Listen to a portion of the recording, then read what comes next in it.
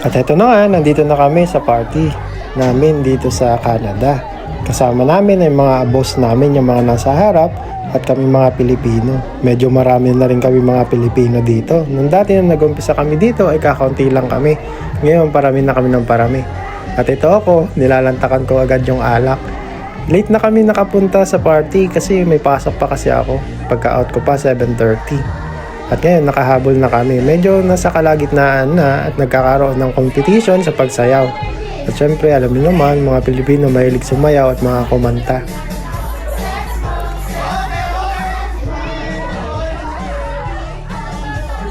Tuwan-tuwa rin yung mga big boss namin sa party namin dito sa Canada. At sinali din namin sila sa mga gigs namin. At mukha naman nag-enjoy sila at kanta sila. Tingnan mo nga naman, hindi namin nakalain na makakapunta kami dito sa Canada. Mararanasan namin ang Pasko dito sa Canada na magkakasama kami pa. Kasi nga noong last year, hindi kami magkakasama ang pamilya. Ang misis ko nandito sa Canada. Ako nasa Saudi. Tapos yung anak namin nasa Pilipinas. Talagang pinag-pray namin ngayong taon na to, sana magkakasama na kami. At binigay naman ng Panginoon na magkakasama na kami dito sa Canada. Pati yung mga katrabaho namin na mga Pilipino ay kasama na rin nila yung mga pamilya nila. Kaya napakalaking blessing na magkakasama na ang buong pamilya ng mga Pilipino dito. Nakakatuwa din na kahit paano naiigsan yung lungkot namin dito sa Canada pag may Christmas party na ginaganap. Alam niyo naman yung party natin sa Pilipinas, hindi lang yung party sa pamilya. Pagdating mo pa lang o paglabas mo pa lang sa labas, ang daming papatugtog, ang daming sound. Talagang kung napil mo yung Pasko, iba lang talaga dito sa Canada.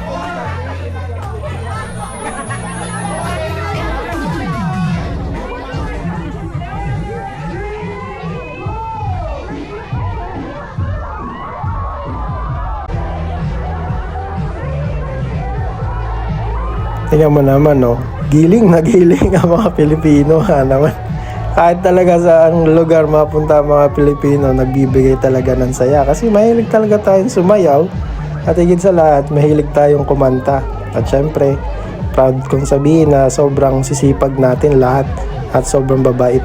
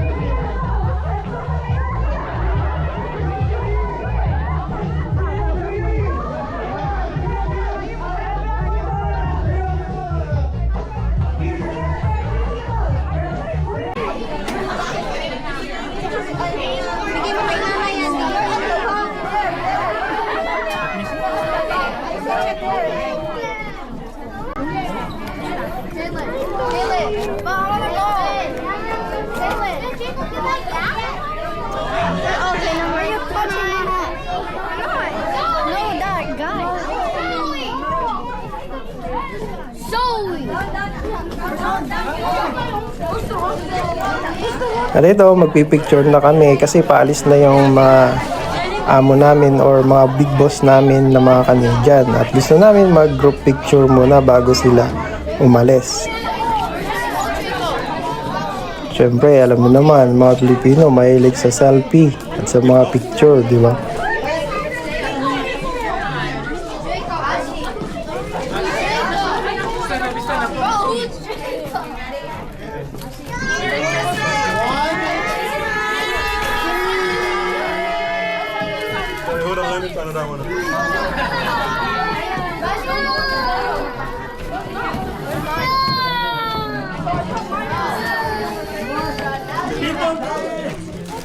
Ready?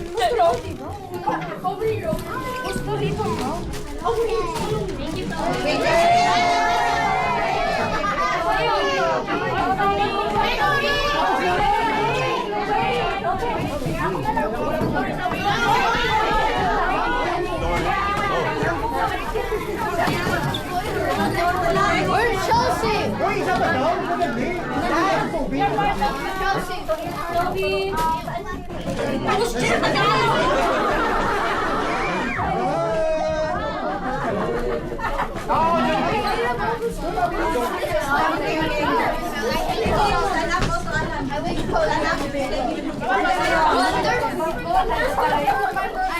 One, two.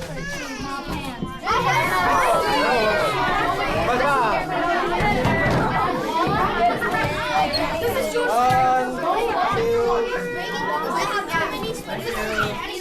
is true.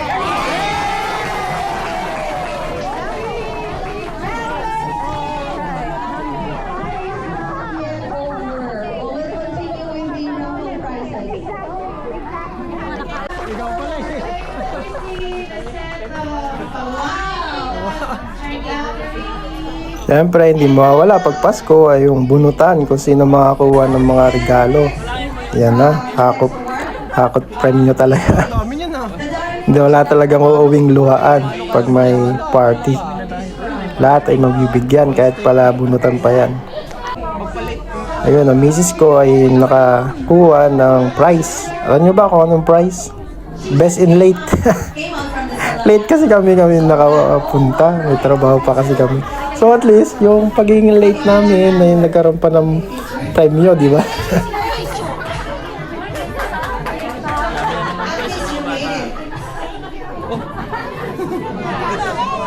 Tabo mo? Tabo ka na.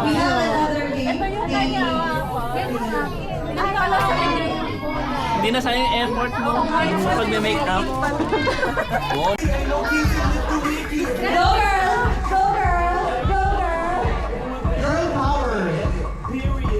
Siyempre, may mga games na may premyo din.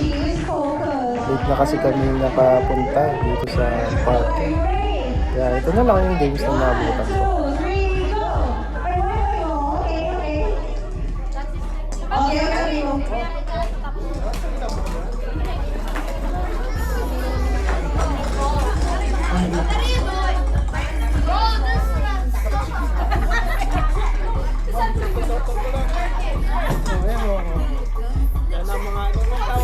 Okay, timer.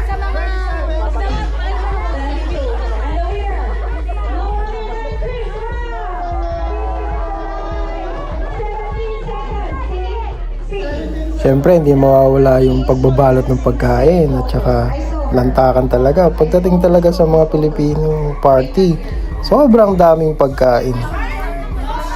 Sa party naman ng Canadian, yung mga pagkain nila talaga ang healthy. Sa amin mga Pilipino talaga, talagang oily, puro karne. Pag nakapunta ka sa party ng Canadian, yung mga handa nila, yung mga prutas, veggies, ano lang, ham na slice, cheese, yun ang mga handa nila. Gulat siguro yung mga big boss namin, ang dami namin handa. Siyempre, hindi mawawala yung pagkatapos ng party, balutan na.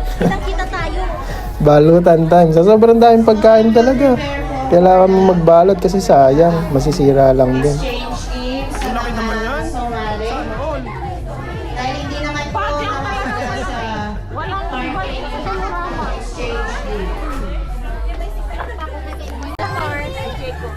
Teka, anong size nito para? Large? May regalo sa akin. Kaya nga, we'll still have Siyempre, pagkatapos na ng balutan, nandun na ang ating disco party. Hindi mawawala yan sa mga Pilipino.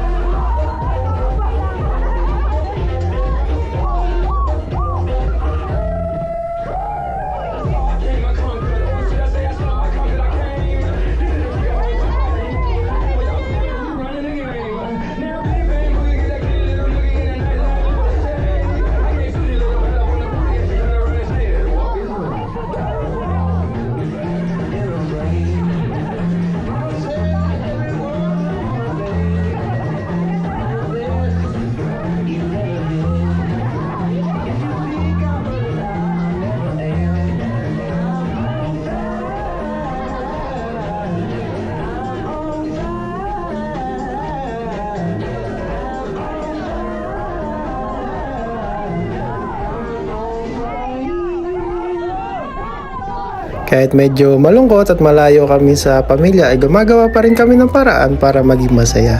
Kaya maraming salamat sa inyo sa panonood. Bye! Merry Christmas and Happy New Year!